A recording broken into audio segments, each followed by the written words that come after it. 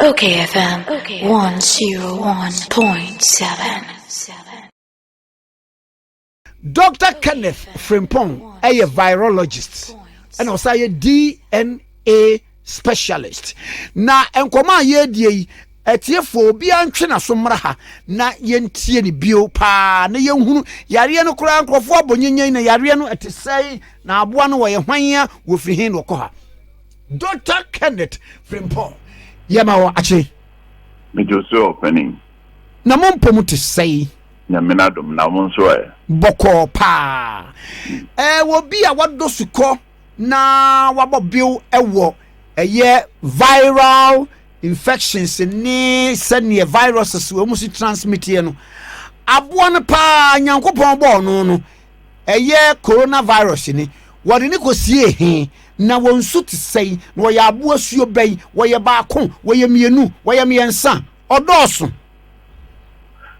opening aboa no omo ye bebre ena omo wo emoa numa bebre mu na netie ne se yemfa ne se de wo aboa baako mu no oni sa aboa no ho a omo timi tena tidin a je se onkuno but se o jump free nia owo mu no ho no kofufuru mu a eho na ya na problem ne ba no enti yemfa ne se empire will be and kraman will be doc enkrama ye no omo tifie wo mu obi omo fa canine respiratory virus omo se coronavirus ni bi but enye kraman bia ene wo bi se ka se ayemfa ne se omo wo emwa we mu enje se obia wo bi but ni ewo ebimu enkuno necessarily so say infant coronavirus, infant respiratory syncytial virus, and some of the other viruses are flu. A type of coronaviruses are a would but in nipa as much as say near coronavirus where a day COVID-19 naban nipa no. Na send now which now bisano. We no trap mo call palm civic mo China, jump to bed nipa mono. Ene enipa entina ncheye ena eyesa normally no ye immune system no peti kunu no so try to base the immune system no basically na the problem happen aba sana jio. Oh okay natural say wo mo bebre mu omo bebre mu okay papa na mama hwa ade saabo no owo saabo ni mu te se bia kraman a wo se eno kra no flu ya kra na say discover a type of coronavirus nega say enye aboa ba akopa na efen coronavirus debi kra nya aboa ba ko na efen coronavirus you say no ya bo coronavirus amana kwa akoye SARS-CoV-2 and the akata coronavirus nyina but there are many hundreds of different coronaviruses omo area na we na ATC presently no we na ATC nipa mu out of 2019 na ekum nipa but even before 2019 around 2002 2003 no SARS kum nipa bebre e China around I think 2013 thereabouts a communipa degree ewo Saudi Arabia so meaning na coronaviruses different types of coronaviruses are nyamawi na sa near COVID-19 abano it's a SARS DNA kaza they are very similar at the DNA level or infant RNA level and you know enya boakro enya de ba kokra bebre I see papa na me pacho I say yakati nipa on ye ken nipa sebio ye wo Africa for ye wo white for mo ha ye wo China for ye wo Japan for different sorts of nipa so and ye can coronavirus is emu ahoro bi pre ho no papa na chese metu ase a enya de asa ye ka coronavirus a ye betimi atu ase e de afiri ewiase me betimi ayene say coronavirus type bi beba ebetumi abase ubenya ho edru ede akono na se wo ka se wo tu coronavirus the whole genus of coronavirus that siene there and se be den kakra but in here kwa se be agent before e honom really because young fan say near a kumwe no coronavirus no and yet exactly the same as coronavirus B. For instance, a binum or ha a you see neabe a you see at the your friend ACE2 and a dura independent ACE2 now quite to say plant a coronavirus no was a flower would be a dura independent. They know a receptor. A binum or cry only here receptor no normal deal them or the no can no na a envelope the envelope no. And I said the membrane protein, no, wo membrane, cells, it can infect you. If you see hematoglutinin receptor, it's a different types. And a more and some increase a virus na atara one a na a produce virus nema woman. System processes a code through a very similar. If you also a very different. And important say we are the a cell phone a quanya a bureau send a bear a coaching who send a bear a be making its own particular protein and some are reconstituted inside you not emerge from you I infect another cell. And also step by step. Now each step no usually no we say oh that step with it so now okay, so after we were doing a year 19 in a cohen. It may block us our step no. If the end test said Bruno interest, you didn't block us our step we are. That is really what is going on. That is what has to happen actually. Papa, na mami yes any vasan for it. And the microphone suro pass ne says ye endeni. And no vaccine in Niho at this stage. But Nkofo in fact there is a report that just came out said there is a company in Germany, a friend of CureVac.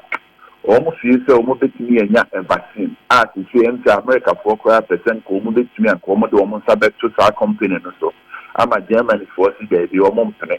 Now I was a vaccine so much me I was a yama the reaction and saying so now at the time vaccine and as a vaccine BMI, I think the health sectors, health services, senior or maintaining the casa, a futia or maintaining the buy any a futia Ghana Health Service, any university near software near Malamfo near the Edebano, and then we see the and so because right now the best protection or air prevention.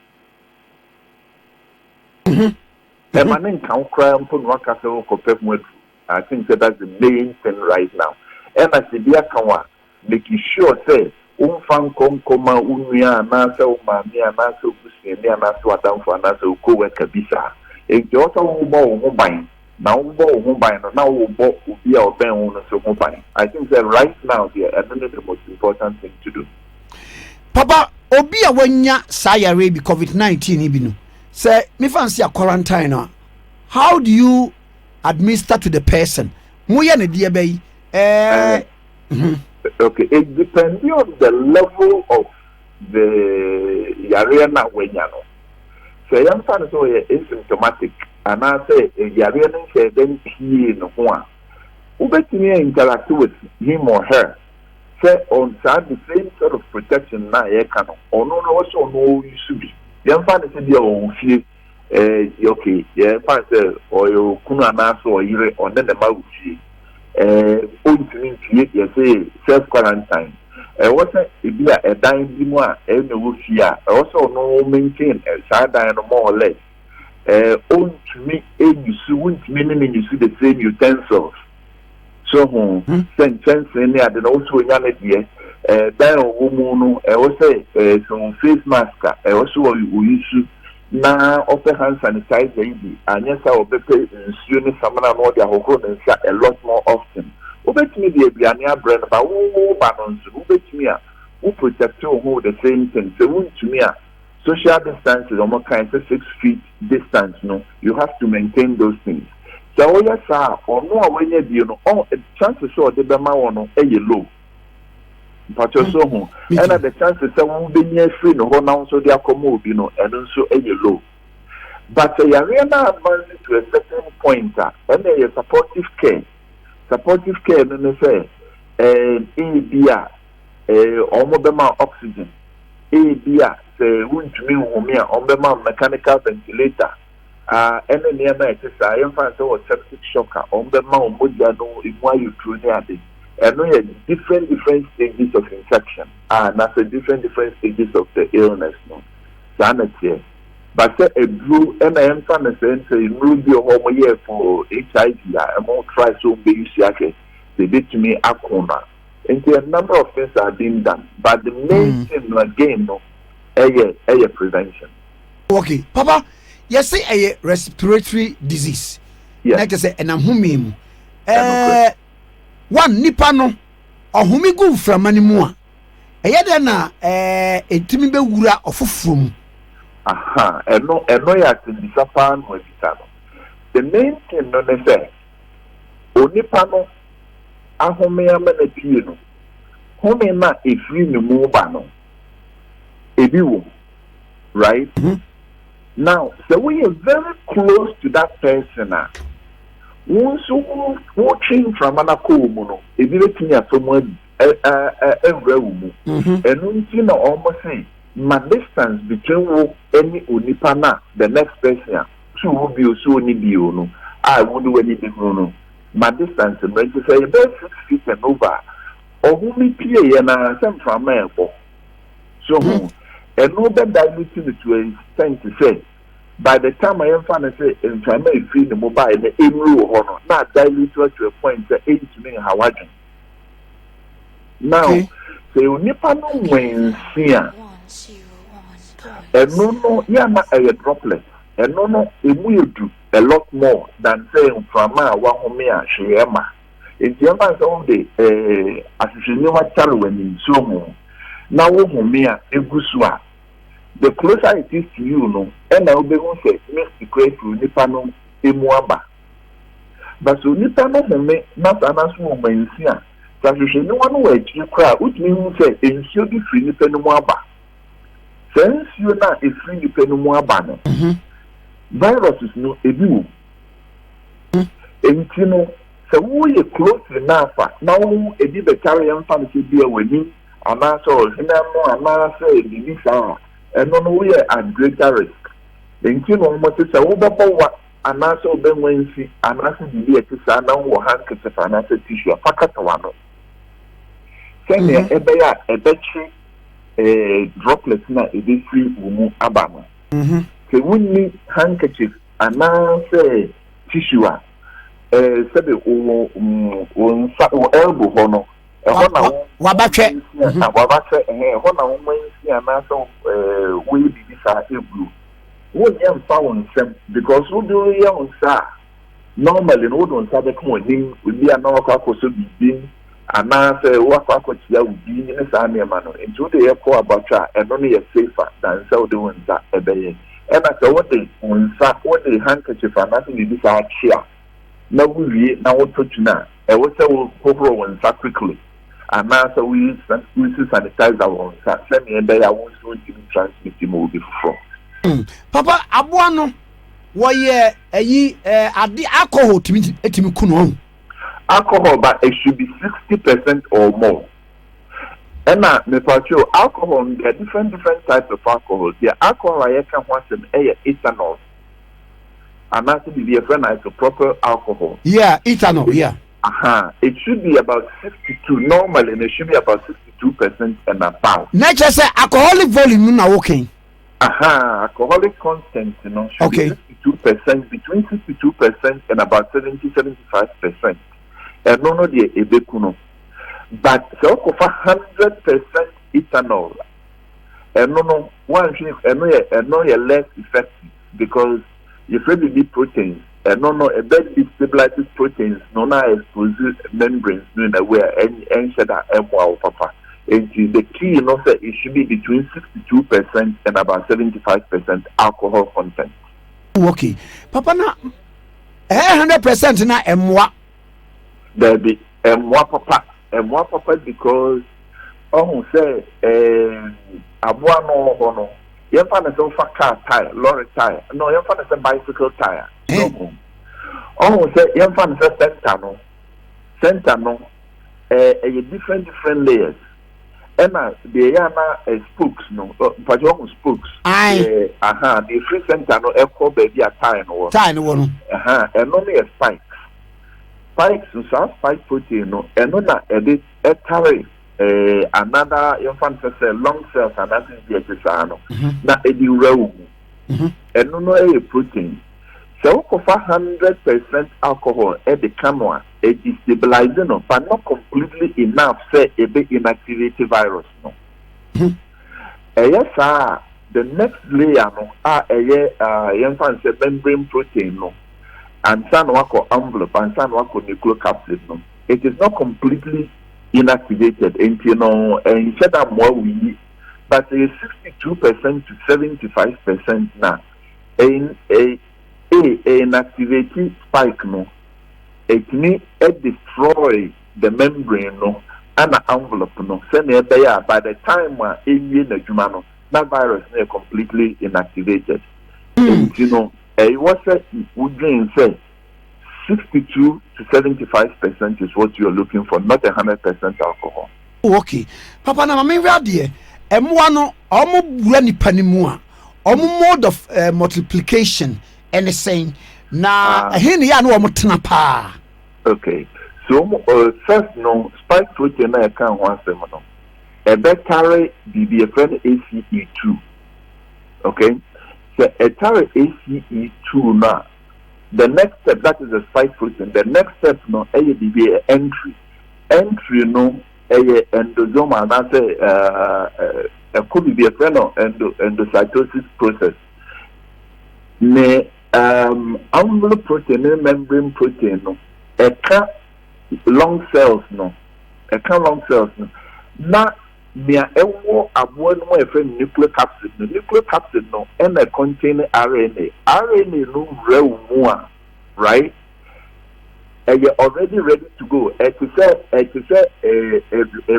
ready to eat. RNA no a positive strand RNA like ready to go into real one. It may come into your cytosol now.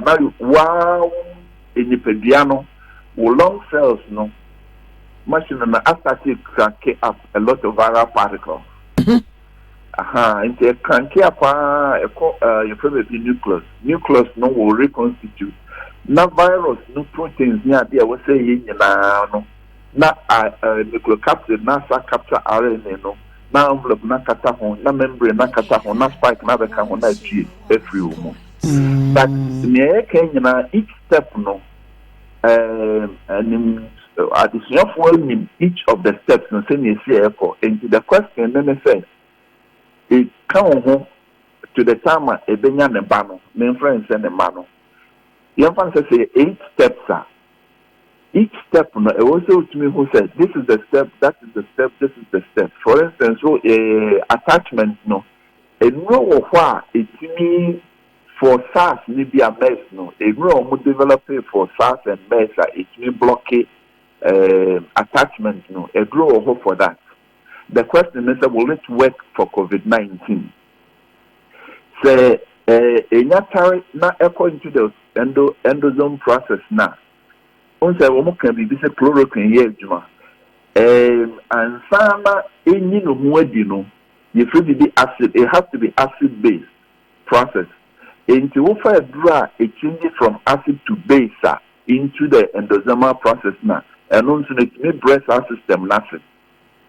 And a free hormone na echo to the next step, if we be RDRP, virus no RDRP no, and make it extra copies of the viral genome, no. And also, I think said there are some particular product that it may block the RDRP, and on a very unique to this virus. In Russia, step 1, there is a draw. Step 2, a draw. Step 3, a draw. The question, and only for COVID-19, and no for both SARS and MERS. The question then is, can you get those to work for COVID-19? And only and I'm sure that there are people who are investigating that. Oh, okay. Papa, na when you and never me addition pa was ya abe. Na why is not to a go pateshi so pa enu. Says Sadian, say alcohol to me couldn't be a petition. Matis, say a bro 40% near the idea. And Mepacho, and maybe more 40%, yes, 62% too. That is number 1. And number 2, petition, you are not really going into the lungs. And you are not actually inactivating the virus at entry. Mepacho so home. Niahuya nefe, sebi wo kobo. And na wakobo no. Na yesin found some when wabu a better na because who you assume and answer you wouldn't know. And in let's not even go there. Besides, you are destroying your kidney. And the way you control petition to be crime fire. COVID-19,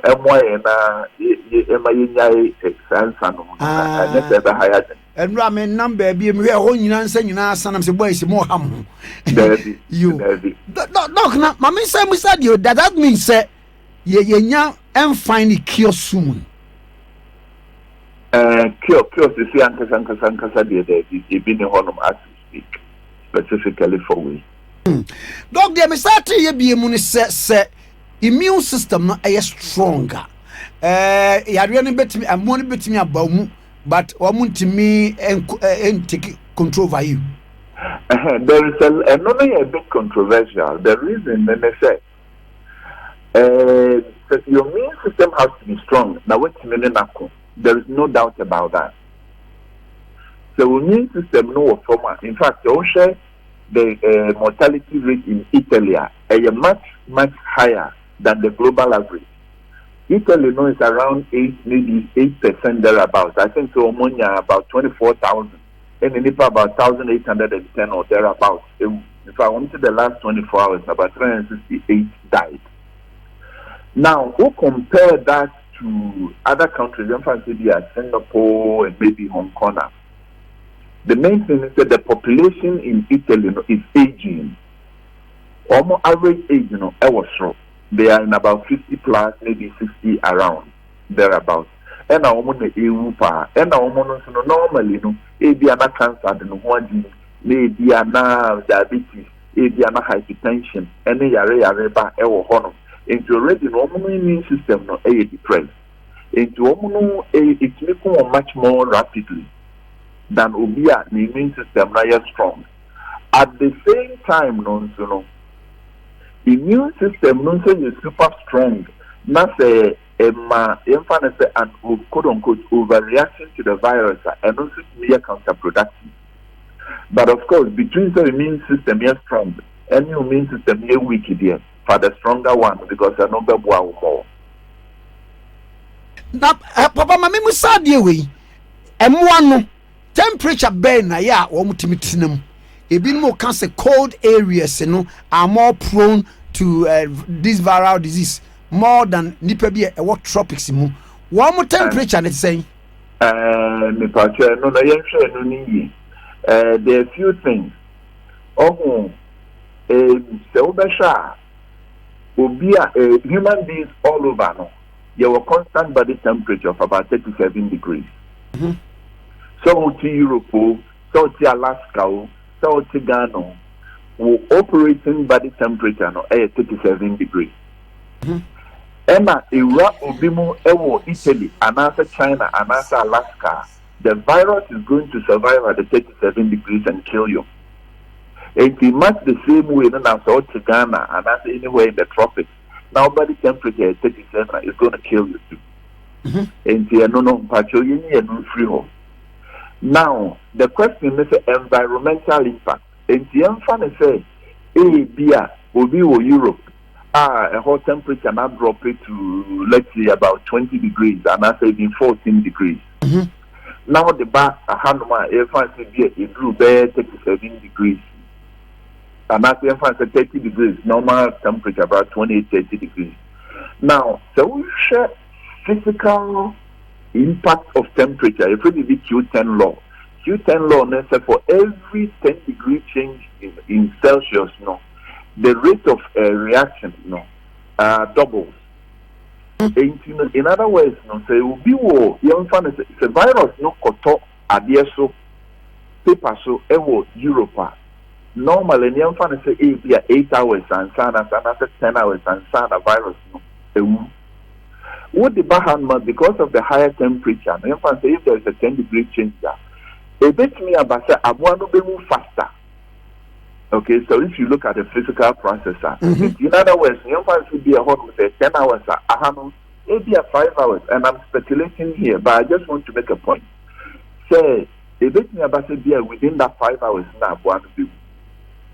now, within that 5 hours, no, what the one second, now the copies are with me, and also the call was soon, and also the call, and answer with no one. It will kill you. In my case, because of say temperature no was running, we are protected. No, we are not protected. The temperature is not going to protect us. And I say, if that were the case, then in Kasabla, in power Saudi Arabia, because our temperature no prior higher than the one, or more than the total temperature no around 40 degrees no. Then in Kasabla, Kumubi. Pacho, Pacho, my temperature no some cry, my protect you, senior on penny, the health sector no atrium for. Papa, that's the part now, Papa.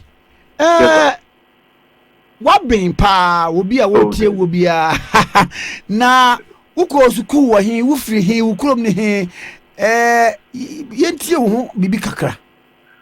Oh, opening a micro school here, Yamiadum, men kind of thing. A medium one, make us a gun. Because a profile be a mihun wahano. We are DNA scientist, fertility specialist. Nigga say eba awo hun some we are clinical embryologists.